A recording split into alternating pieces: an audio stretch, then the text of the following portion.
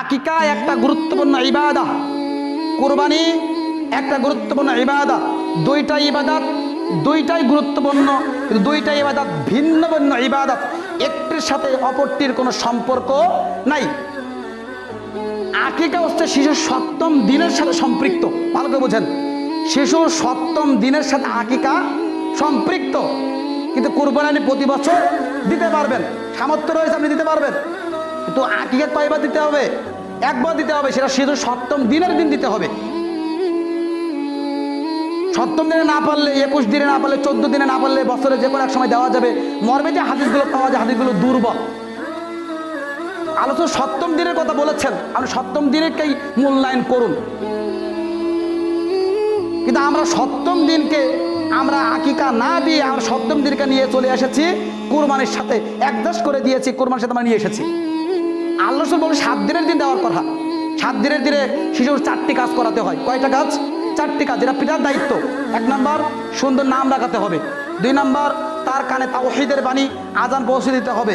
3 number, আপনি আকিকা করাতে হবে। 4 নাম্বার, শিশু সন্তানের মাথার চুল কামিয়ে রূপা সাদাকা করে দিতে হবে। এই 4টে গুরুত্বপূর্ণ কাজ। কিন্তু দেখা যাচ্ছে আমাদের সমাজে অনেক মুসলিম দিনী ভাইরা রয়েছেন, তাদের বয়স 50 বছর হয়ে গিয়েছে, 60 বছর হয়ে গিয়েছে, বা কেউ মৃত্যুবরণও করেছে।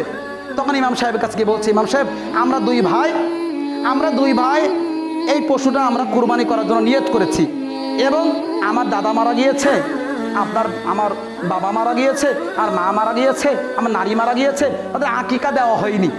তো আপনি কি করেন, 5 জনের নামে আকিকা, আমাদের 2 জনের নামে হচ্ছে কুরবানি। তো ইমাম সাহেব বলছে, আচ্ছা আচ্ছা ঠিক আছে, তাহলে 2 জনের নামে হচ্ছে কুরবানি, 5 জনের নামে আকিকা। ইমাম সাহেব জবাহ করে দিচ্ছে। ইমাম সাহেবকে বলেন, এই প্রতারককে বলেন, এই ভ্রান্ত হুজুরকে আপনি বলেন, এই যে কাজটা ও করলো, এই কাজটার প্রমাণটা কোথায়?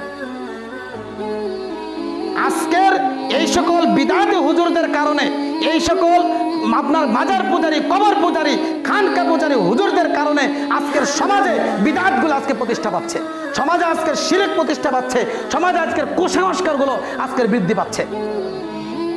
আপনি এই প্রতারককে বলেন, আপনি যে কাজটি করলেন, এই কাজটার প্রমাণটা কোথায়? আল্লাহ রাসূল করেছেন, সাহাবারা করেছেন, এর দলিলটা কোথায়? কুরবানির সাথে আকিকা করেছেন, এর প্রমাণ কোথায়? দেখাতে হবে। দেখাতে না পারলে আমি মানতে রাজি নই।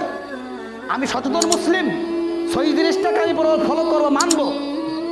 সুতরাং আসুন আমরা আপনার কুরবানির সাথে আকিকা দেওয়ার যে প্রথাটি আমাদের সমাজে প্রচলিত রয়েছে, এটাকে আমরা বিরত থাকার চেষ্টা করি। আমরা সপ্তম দিনের দিনে আমরা সন্তানকে আকিকা করাবো, এবং যাদের সামর্থ্য রয়েছে আমরা নিয়মিতভাবে কুরবানি প্রতি বছর দেওয়ার চেষ্টা করবো। আল্লাহ আমাদের সবাইকে তৌফিক দান করুন। সকলেই বলি আল্লাহুম্মা আমিন।